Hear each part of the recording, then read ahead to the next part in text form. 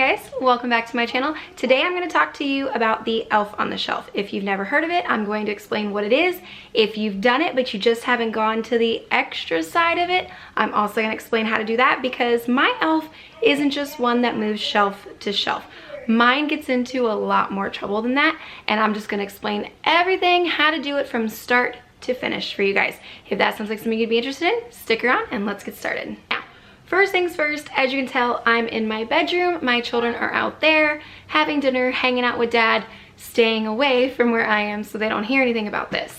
So here is the Elf on the Shelf. Now, I did see this year's box. It is a little thinner and everything, but as you can tell up here, you can pick your gender. Ours is a boy. Now they also have a girl version. She comes with a skirt. It's very cute. You can do more than one. It's pretty much however much you want to try and handle, because if you listen to what I'm about to tell you with what I do with mine, one is more than enough, or just go ahead and run for the hills and don't even get started on one of these. Today's video is a collab with two women on here. The first one is Miss Veronica. She's a wife and mom of two out of Las Vegas. She makes videos just like mine, motherhood videos, home decor inspiration, cleaning motivation, any memory making stuff with your family. Her channel's got it. It is fantastic. Definitely check her out, and the baby is so cute. The second lady I'm going to talk about is Megan. She is a wife and a mom of two. She's a little girl and a little boy. They have their third child, a little girl, due this coming March, so you could check that out over there. Her channel has a lot of planning, organization, motherhood stuff. It is also another memory making channel as well. All of our channels are very, very similar. If you enjoy my content, you will love what these two ladies put out. So when you're done with my video today, don't forget to go check out theirs. Everything will be linked down below in the description box. First things first, when you open it up, there is a storybook over here. It is for you to read with your child. It explains that they're down here, Santa sent them, and they're pretty much to watch over and then report back to Santa that your child has behaved. So every day they sit in one spot. At night, your kids go to sleep. They go back to the North Pole, report to Santa if they've been good, bad, whatever. And then the next day when they come back, they have moved to a different location in your home. That is the standard way to do this. Pick one spot and then pretty much hide and seek around your house for the rest of the time. Here is what the little guy looks like. Now, he is very bendy. He is just full of cotton. There's nothing very sturdy to him. He cannot support his weight on his legs.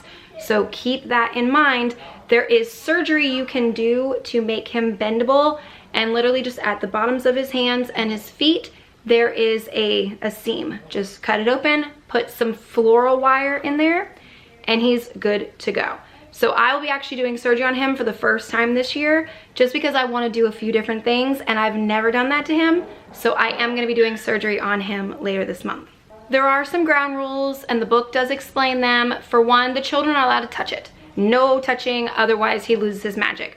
My daughter understands that because ours gets into a little more trouble than the normal elf, I have to be able to move him. Like one year, he did a full-blown food fight with a few other toys.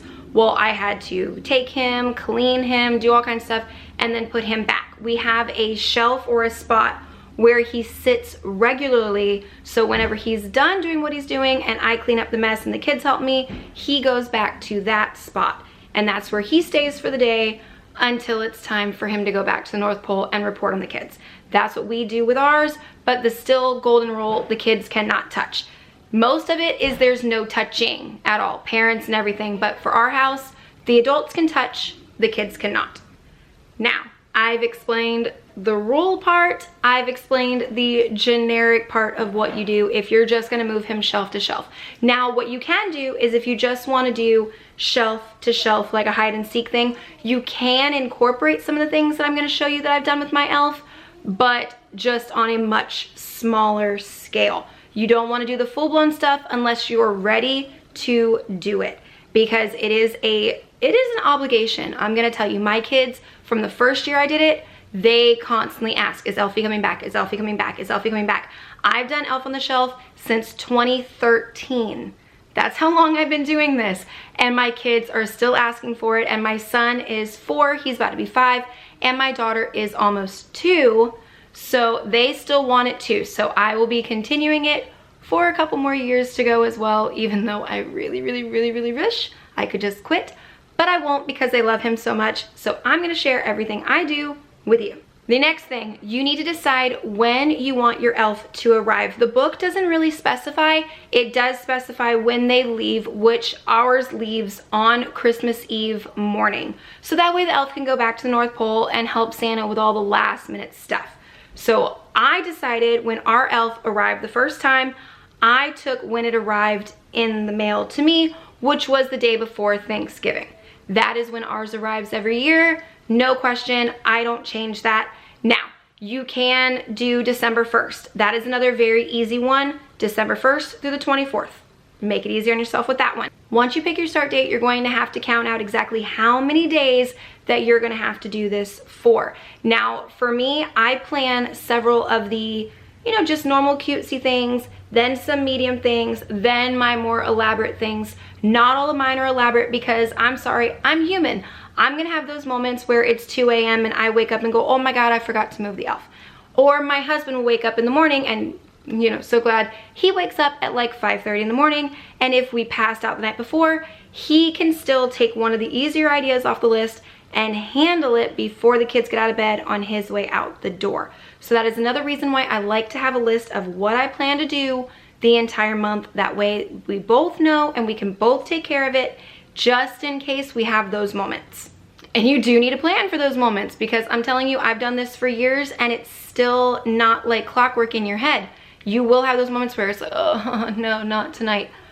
But you still have to do it. And even if it is just moving him from one spot to another and one little toy or something with him, it still keeps the magic alive. You still got it done for your kids, but you do need to plan the ones for the middle of the night when you go, oh crap.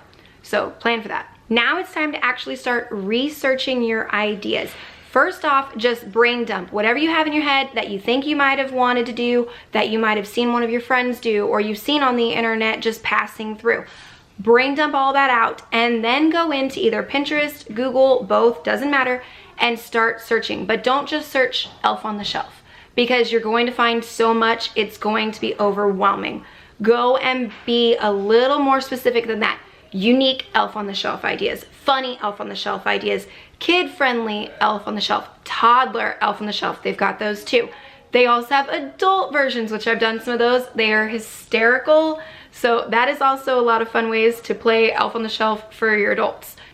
I'm gonna go ahead and I'm going to insert some of what I've done with my elf over the years. I am not going to put all of them because like I said, I've done from 2013 till now.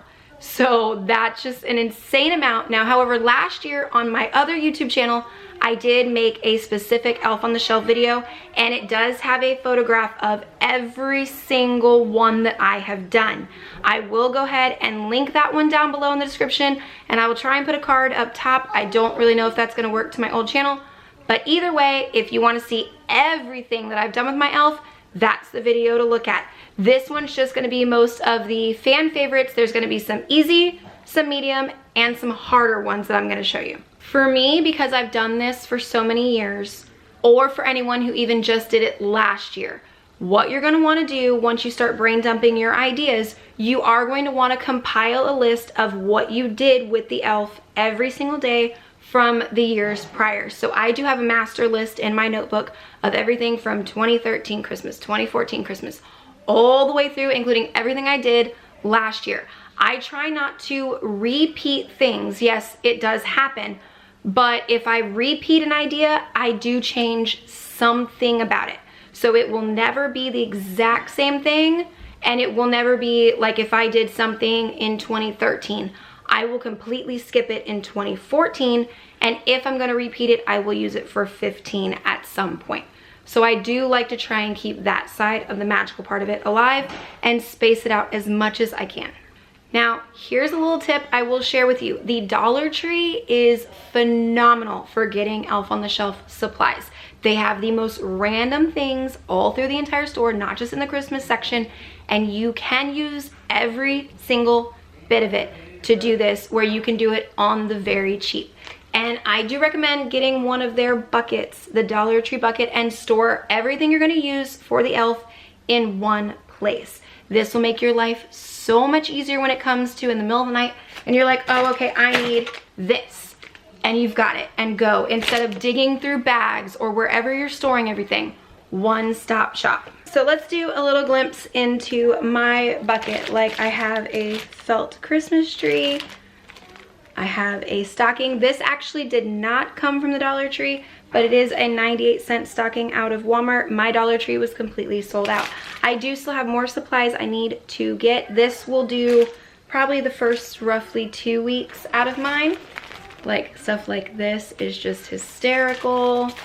I even have this, and one of my kids saw it. They're like, Mom, why do you have a saw? I'm like, don't ask me questions. It's getting close to Christmas. It's kind of stuff like that.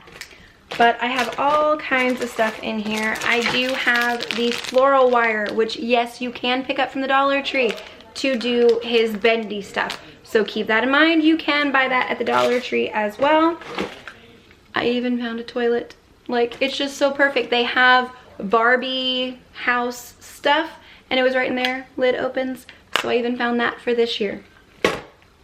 So yes, bucket, Dollar Tree.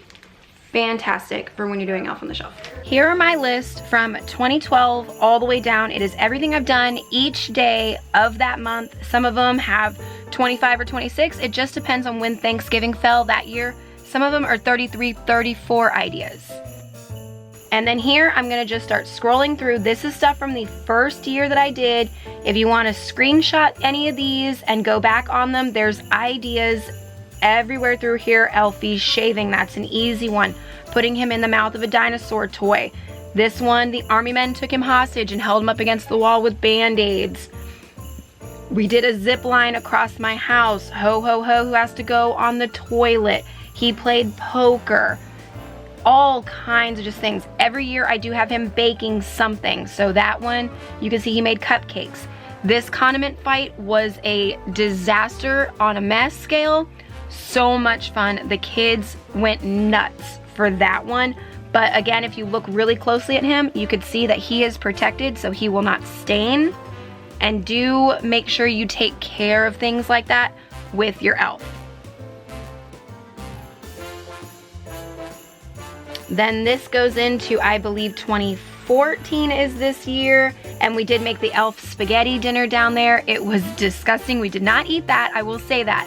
But putting that together was a lot of fun for the kids. We did an ugly sweater party. Elfie had his own. Jump into the next year, we did magic seeds. We built a snowman out of toilet paper. He froze himself in the freezer. That is actually one of them zip bags that you suck all the air out of, and put him in a water in the freezer. That was really cool to do. He made my Grinch cookies that year. This right here was my absolute favorite from that year. Ho ho ho, who had to go for that one, and it is a Hershey Kiss. And then the magazine he's holding is actually flyers from Black Friday I cut to look like a magazine. This has an adult one up there. You could see Spend the Bottle in the top middle. That was ridiculously fun. My kids were staying that at Grandma's house that night, so just ignore that. They didn't see that. He also went on a road trip with us to Tennessee, so we took him along there, so you can travel with him. Batman, this, my boys went nuts over. Batman's hands actually gripped his feet, but if you look down at the bottom, you can see a zip tie holding Batman to the toilet seat. There's another trick for you guys.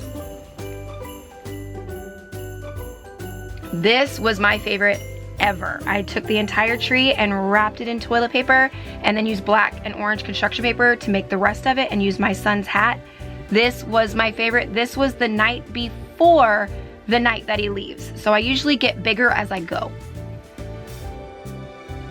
And then in here was the Oops, I Peed for Thanksgiving. Peed, P-E-A, like the vegetable.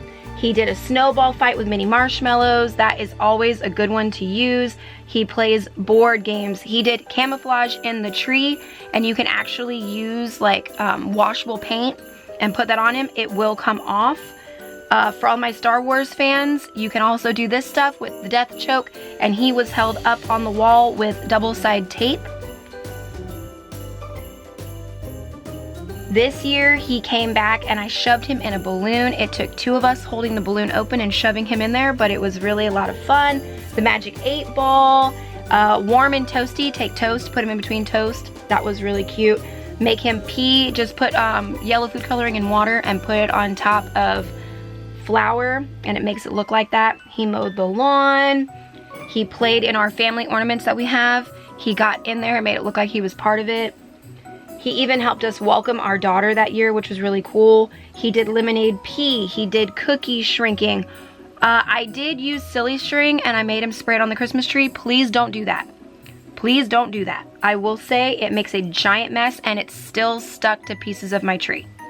That year my daughter turned 1 and he did a cake smash, little play on a cake smash. It was so much fun. Cleaning that up sucked because it was really stuck to my husband's mallet, but it still came out just fine. The gingerbread house, the pun, pieces of bread, bottle of ginger, it's so cute. He was a tree topper. He did Jingle Bells Batman smells. The kids really like that one. Aldi sells ice cream treats in their little frozen section in December. He gave them some of those. So that's a trick, is to look at grocery stores for Christmas themed items that he could give your kids. He played with the popcorn maker every year. Well, I'd say every other year we play some way with popcorn because it's an easy thing to make a mess with. This one he wrote on the toilet paper rolls.